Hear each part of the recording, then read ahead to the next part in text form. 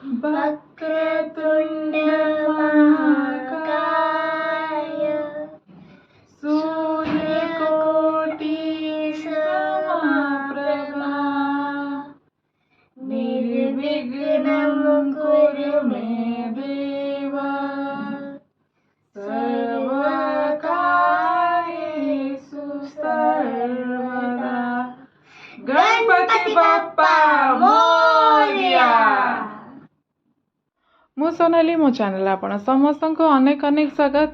मु बहुत भले अच्छी आशा करछि आपण समस्त भी बहुत भले थे। बिना स्टफिंग दिया चाउल चूना रे मोदक बनैबी तो सेइथ आमको चाउल चूना क्षीर काजू बादाम कंडेंस मिल्क घी चीनी नड़िया दरकार। साइड रे क्षीर फुटेवा को छाड़ देली।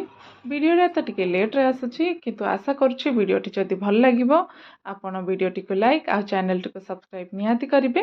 मो तरफ आपण समस्त परिवार सदस्य को गणेश चतुर्थी हार्दिक शुभकामना। एठी मु नड़िया गुड़ा छोट छोट काटी देइथिली।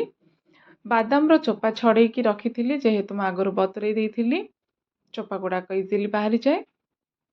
काजू बादाम नड़िया को पानी देकी भल से गोटे स्मूथ बैटर टी रेडी कर देइथिली।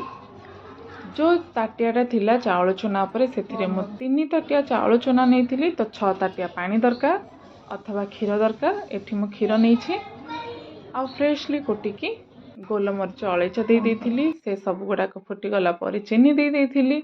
तापर काजू बादाम रो पेस्ट को दे देइछि। ए सब गुड़ाक पकेला पर आपण मिनिमम 5 मिनट नहले 3 मिनट निहाती फुटिबा को छाड़िबे तो आमर सब गुड़ाक फ्लेवर क्षीर भितर आसीजिवो। आ बिना स्टफिंग देले मध्य बहुत बढ़िया फ्लेवरफुल मोदकटे आमर रेडी हबो। तो आगर मु चाउल चूना को टिकी भाजी देइथिली। ए फुटिला क्षीर को चाउल चूना रे देइकी 2-4 थर एमिति मिक्स करिकी संभालिकी करिवे जेहेतु गरम अछि।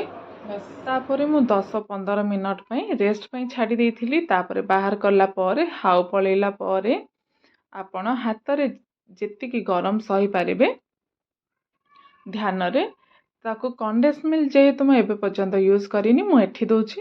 आपण चाहिले क्षीर रे देई पारिबे किंतु मु एठी देइथिली। कंडेंस मिल्क आउ घी को पके ताको भले से मिक्स करी देइथिली। बिल्कुल टेंशन नियंतुनी आमर पानिया हबनी। चाउलटा केते पानिया हेले मध्य स्टीम हैला परे तार बहुत बढ़िया टेक्सचर टे आसीबो। बहुत नरम हेतिला खाइबा पई बहुत बढ़िया लागिला। एठी मु कंडेंस मिल्क मोर जेहेतु जागा हेलानी मु अधा अधा बाहर कर देइथिली 2टा जागा को तो एथिरे अधा आ सेतिरे अधा पकेइथिली।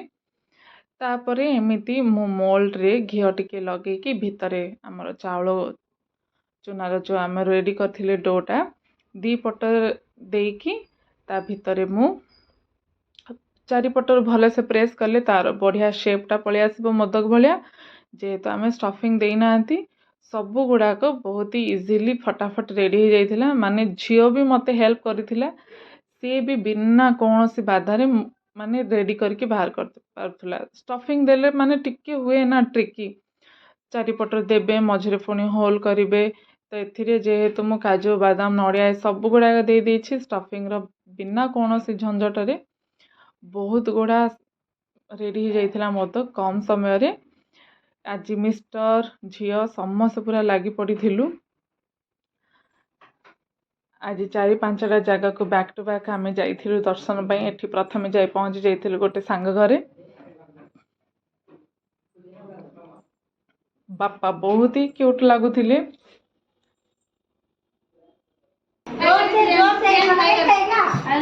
गणपति बाप्पा मंगल मूर्ति।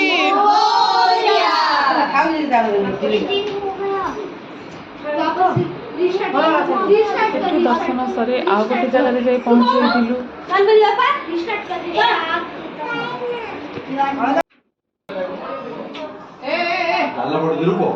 डेकोरेशन बढ़िया है माँ बढ़िया सजा है।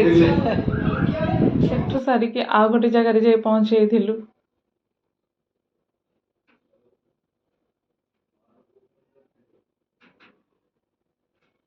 एठी आमे समस्त टिके बसिकी दर्शन करला परे टिके गपुथिलु। बाबू टिके तार ଏନ୍ଜୟ କରୁଛି। ତାଙ୍କ ସଙ୍ଗ ଲାଗିଥିଲା ଟିଭିରେ ତ ସେ ଟିକେ ଡ୍ୟାନ୍ସ କରୁଥିଲା। Thank you for watching. ଏବେ ପାଇଁ ବାଏ। ଦେଖା ହବ ଆଉ ଗୋଟେ ଭିଡ଼ିଓରେ। ରହିଲି। ଜୟ ଜଗନ୍ନାଥ।